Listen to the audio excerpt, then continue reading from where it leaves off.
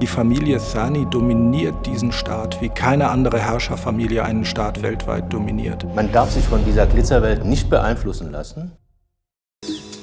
Schadstoffe, chemische Qualität, Geschmack. Die Warentester prüfen Olivenöl seit vielen Jahren. Aber dieses Mal stehen sie vor einem bisher unbekannten Problem. Es ist schwierig, das Öl aufzutreiben.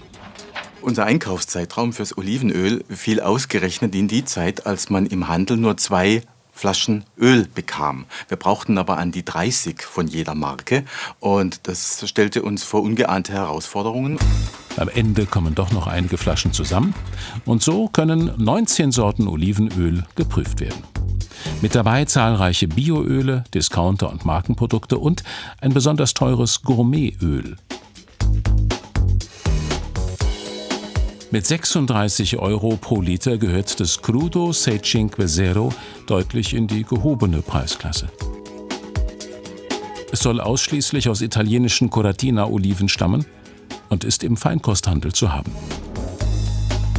Ist das teure Luxusöl besser als Edeka Bio für 11 € oder das einfache Lidl-Öl für 5,75 €? Mit 16 € pro Liter ist Corovita Premium das teuerste Bioöl im Test.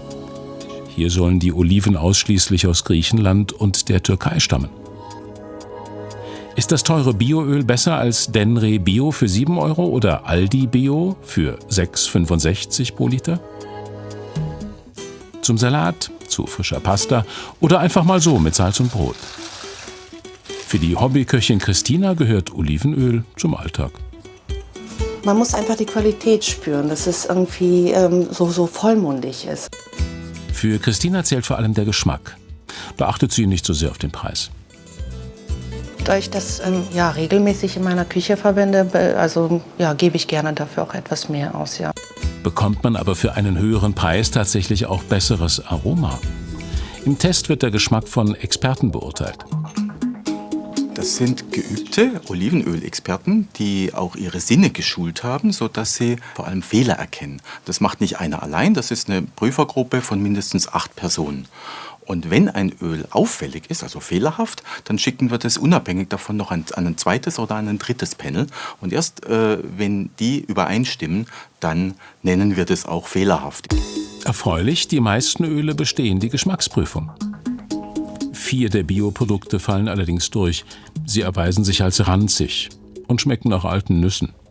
Ranzigkeit ist einer der häufigeren Fehler bei Olivenöl und üblicherweise ist das hervorgerufen durch eine chemische Reaktion mit Sauerstoff. Das passiert normalerweise nicht gleich bei der Herstellung, bei der Lagerung, Abfüllung, irgendwo könnte was schiefgegangen sein.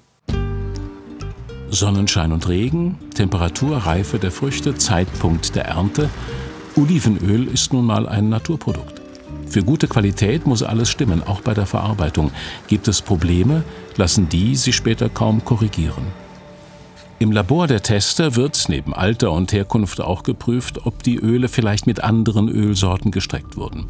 Die Tester geben hier Entwarnung, aber bei der Suche nach Schadstoffen werden sie leider fündig.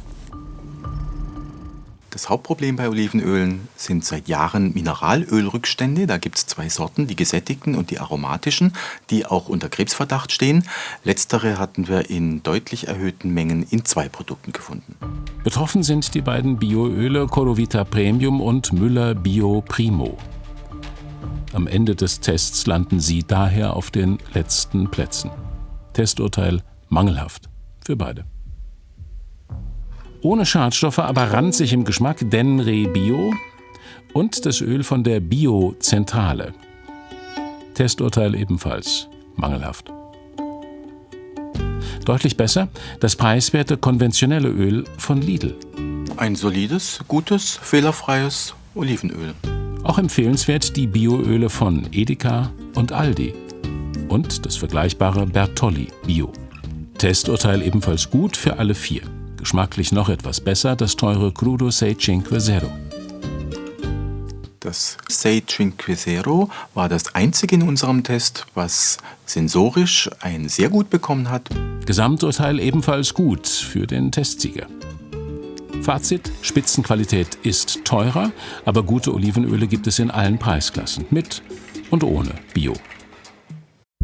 Man darf sich von dieser Glitzerwelt nicht beeinflussen lassen. Katar ist ja widersprüchlich. Ich denke, Katar hat es geschafft, sehr viel Einfluss zu kaufen.